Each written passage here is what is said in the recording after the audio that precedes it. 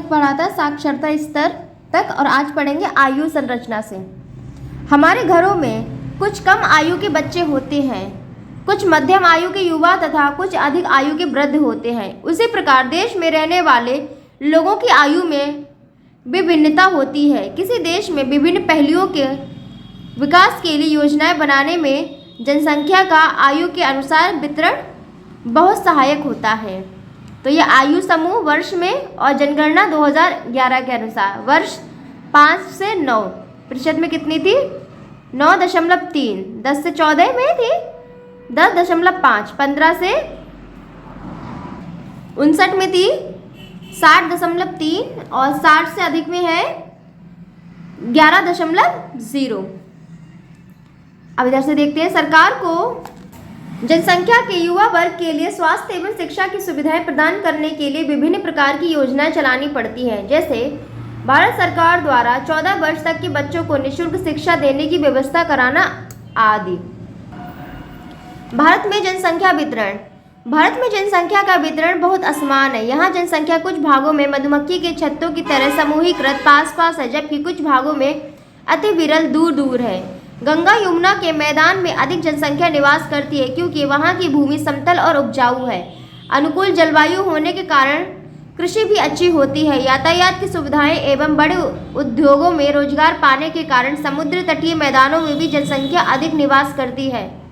प्रति वर्ग किलोमीटर क्षेत्र में निवास करने वाले व्यक्तियों की संख्या ही उस क्षेत्र का जनसंख्या घनत्व कहलाता है। जनसंख्या का स्थानांतरण। क्या आपने कभी सोचा है कि गांव और नगर में क्या अंतर है? गांव को लोगों की मुख्य जीविका कृषि, पशुपालन तथा बागवानी है, जबकि नगर के लोग विभिन्न सेवाओं, उद्योग, परिवहन में लगे होते हैं। भारत गांव का क्षेत्र है। गांव के विकास से ही देश की उन्नति होगी। जब गांव में भौतिक सुविधा, बिजली, पानी, शिक्षा और रोजी रोटी की परेशानी होती है तो गांव के लोग नगर की तरफ जाने लगते हैं। गांव से नगरों की ओर, नगरों से महानगरों की ओर जनसंख्या का स्थानांतरण होता है। इससे भारत में नगरीय जनसंख्या का प्रतिशत बढ़ रहा है। भारत में नगरीय जनसंख्या का प्रतिशत 2001 में 27.8% था। वह 2011 की जनसंख्या के अनुसार बढ़कर 31.2% हो गया है। भारत जैसे विकासशील देश में औद्योगिकरण होने के कारण आर्थिक विकास हो रहा है। फलस्वरूप नगरीकरण भी बढ़ रहा है। औद्योगिकरण में वृद्धि के कारण ग्रामीण जनसंख्या का स्थानांतरण नगरों की ओर होने से नगरीकरण में तीव्र वृद्धि हो रही है। किसी स्थान विशेष को छोड़कर जनसंख्या के अन्यत्र चले जाने को जनसंख्या का स्थानांतरण कहते हैं। हमारे देश के लोग उद्योग धंधों को लगाने और रोजगार प्राप्त करने के लिए बाहर के देशों में भी बड़ी संख्या में गए हैं। अब आगे देखते हैं जनसंख्या वृद्धि। भारत की जनसंख्या की एक मुख्य विशेषता इसकी तीव्र वृद्धि रही है। भारत विश्व में चीन के बाद दूसरा सर्वाधिक जनसंख्या वाला देश है। यहाँ विश्व के लगभग 2.4% क्षेत्र में 16.7% जनसंख्या निवास करती है।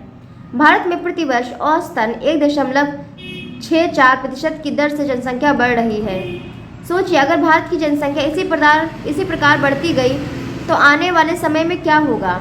भारत में जनसंख्या वृद्धि के कारण अशिक्षा, उष्ण जलवायु, परंपरागत विचार, अन्य देशों से स्थानांतरण, मृत्यु दर में कमी। बढ़ती हुई जनसंख्या जीवन की गुणवत्ता को कैसे प्रभावित करती है? देश की अर्थव्यवस्था और जनसंख्या के आकार में घनिष्ठ संबंध होता है।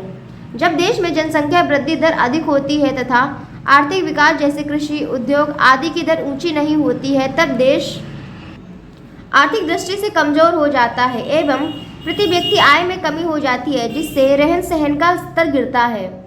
अधिक जनसंख्या के कारण कुपोषण, बेरोजगारी, अशिक्षा, संसाधनों का अधिक शोषण, पर्यावरण प्रदूषण आदि समस्याएं उत्पन्न हो जाती हैं। ऐसी स्थिति में जनसंख्या का गुणात्मक पक्ष अर्थात जीवन की गुणवत्ता घटती है। सोचिए, यदि आपके परिवार की मासिक आय ना बढ़े किंतु परिवार के सदस्यों की संख्या बढ़ जाए तो क्या होगा? अधिक जनसंख्या तो क्या होगा? सबसे पहले तो पर्यावरण प्रदूषण अधिक होगा और क्या होगा? आवश्यकता की वस्तुओं का अधिक उत्पादन भी होगा और उसके लिए क्या होगा? संसाधनों का अधिक दोहन होगा और उसके लिए क्या होगा? फिर उससे प्रदूषण भी होगा। ठीक है, तो अधिक जनसंख्या से ये 3 चीज़ें हो रही हैं। अब उच्च जीवन प्रत्याशा, न्यूनतम जन्म दर अगर हमें अच्छा जीवन जीना है तो क्या होना चाहिए? कम बच्चे होने चाहिए, कम लोग होने चाहिए, न्यूनतम आश्रितों की संख्या, ऊंचा जीवन स्तर और व्यक्ति की आयु अधिक होना, मतलब अधिक आयु तक जिएंगे, कोई बीमारी नहीं होगी, अच्छे से रहेंगे, अपना ट्रीटमेंट वगैरह सब करा सकेंगे। जनसंख्या वृद्धि दर कम करने के लिए प्राथमिक स्वास्थ्य केंद्रों, जिला अस्पतालों में परिवार नियोजन हेतु सुविधा एवं प्रोत्साहन देना। जनसंख्या से संबंधित सूचनाओं को समाचार पत्रों, रेडियो व दूरदर्शन पर विज्ञापन प्रचार व प्रसार कराना। जनसंख्या वृद्धि दर कम करने के लिए नीतियां बनाना एवं परिवार नियोजन कार्यक्रम को प्रोत्साहित करना।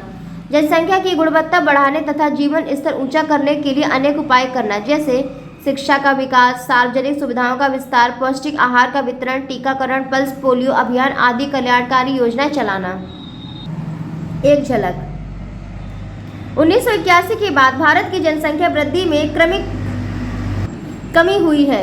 जनसंख्या में कमी की यह प्रवृत्ति जनसंख्या को कम करने के सरकारी प्रयत्न एवं लोगों के छोटे परिवार के प्रति बढ़ती सोच के कारण हुई है। तो ये पाठ हमारा यहाँ पर खत्म होता है और अब आगे देखते हैं इस पाठ के अभ्यास प्रश्न, क्वेश्चन आंसर्स।